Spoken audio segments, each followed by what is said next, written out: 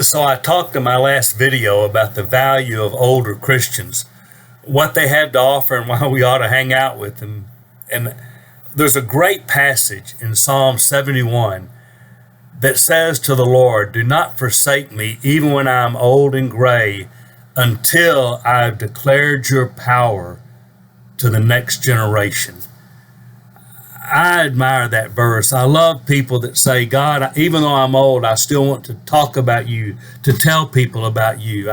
I think that's valuable. So I want to take a couple of minutes this morning and give a shout out to one of my heroes, Juan Monroy. Now, if you're familiar with the Church of Christ at all, you've probably heard of Juan Monroy.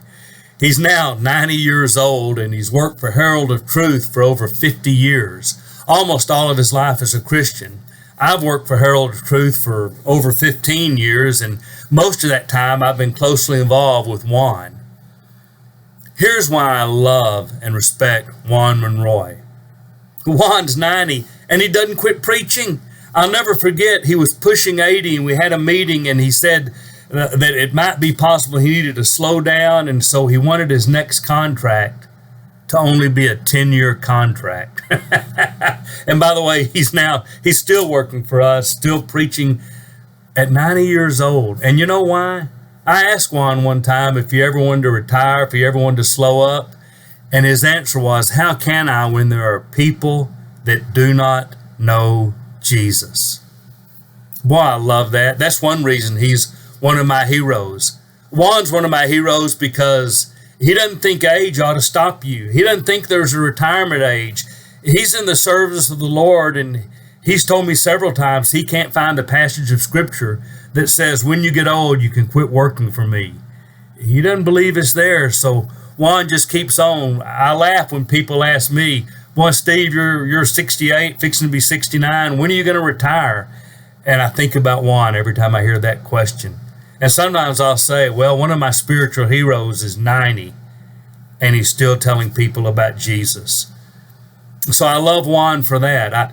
I love Juan because Juan doesn't really care what people think. Oh, don't get me wrong, Juan loves to preach. He has a little bit of an ego, as do I, and truth be told, as does everyone who preaches.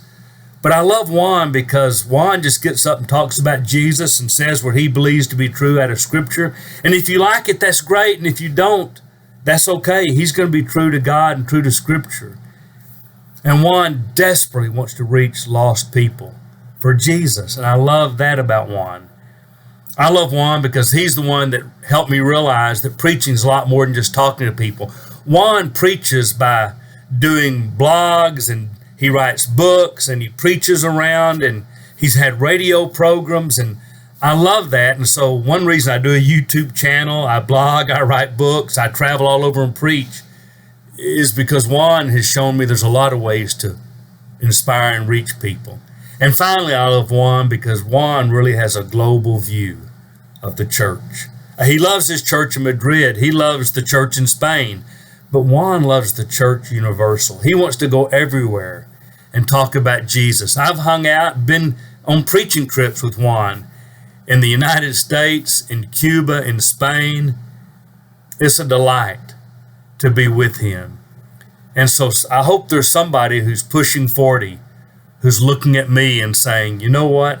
I want to be like Rigel. I want to talk about Jesus till I can't, because I'm pushing 70, and I look at Juan at 90 and say, that's who I want to be until the Lord calls me home.